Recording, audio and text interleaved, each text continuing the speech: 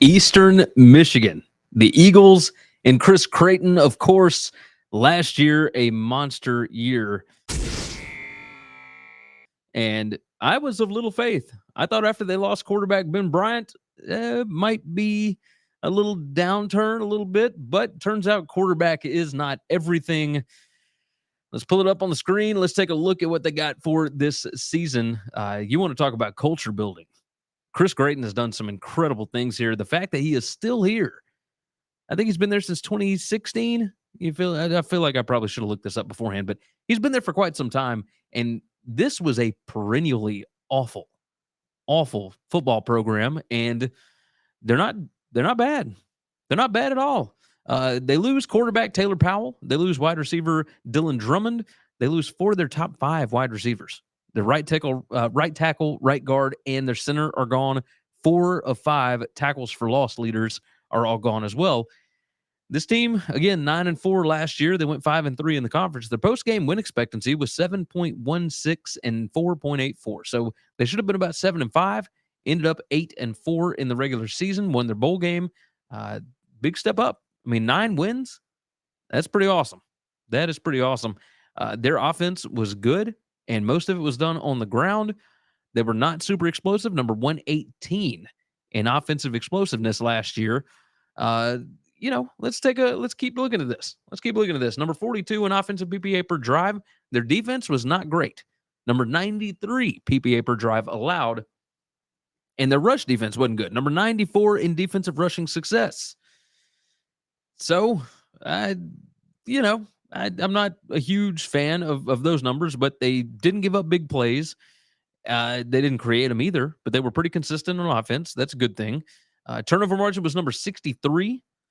So not great, but it was good enough to get to 9 wins last year. Of course, a big win at Arizona State in the non-conference slate last year. Let's talk about the offense.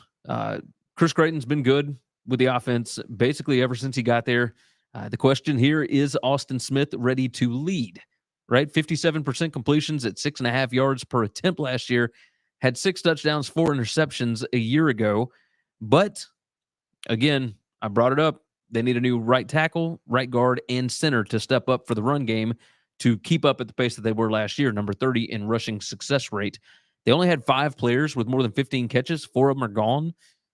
Creighton's offense has been the most important factor. They're going to lean on the running game again. We'll see what they end up doing. Samson Evans is back, so that's a big thing. Transfer wide receiver comes in, Javon Swinton. I think he's gonna make some way. Tanner New is a key player, the wide receiver there. On defense, they lose Chase Klein, defensive back TJ Peavy, defensive back Kempton Shine. Their offense returning production is not great. Number 118 in the country, only about 42% adjusted returning production from last year. They're number 112 overall. Their defense, number 74. The defense was not great, but you got a little more experience coming back, maybe. Just under 60%. They're losing 3 of their top 4 defensive linemen, 4 of their top 5 tackles for loss leaders, and 6 of the 11 guys that got an interception last year. And they didn't bring in any transfers on the defensive side. Now, that may have changed since I started working on my notes, but either way, the secondary was young. They'll be experienced this year. They're good at getting pressure, or at least they were last year. The losses are going to hurt, right? There's still some promising pieces back this year. As I mentioned, I talked about the key players for this season. The luck rank, they were number 5 in luck last year. That's pretty crazy. Luck includes turnover luck and injury luck and when the ball bounces your way, missed field goals for the other team. All these kind of things are tossed into a metric over at teamrankings.com, but they were number 5 in that regard last year. The schedule this year, number 125 in the country on average, based on, ESPN, Kelly Ford, etc. I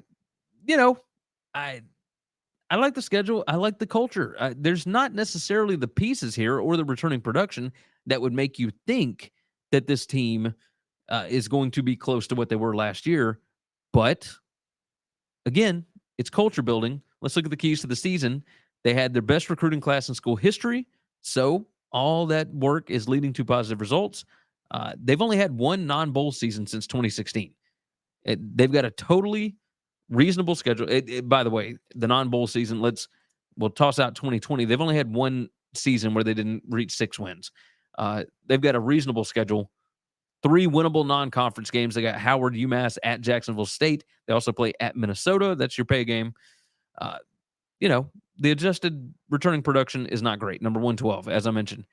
They went 5-1 in one-score games, but their losses were by an average of 20 points. They got blitzed in their losses, but they didn't have many of them. And so win total sits at 6.5. The over is juiced at -160. I'm still going to go with it. I've got them at 7-5. The losses, I've got Minnesota, at Central Michigan, at Northern Illinois, at Toledo, at Buffalo. So, the majority of the road games. Those are pretty tough road games. Could they beat Northern Illinois? Yeah, absolutely. Could they lose to, Ball State, Akron, whatever? Yeah, absolutely. But I like this team. Ceiling on this team, I think, is 9-3. I think.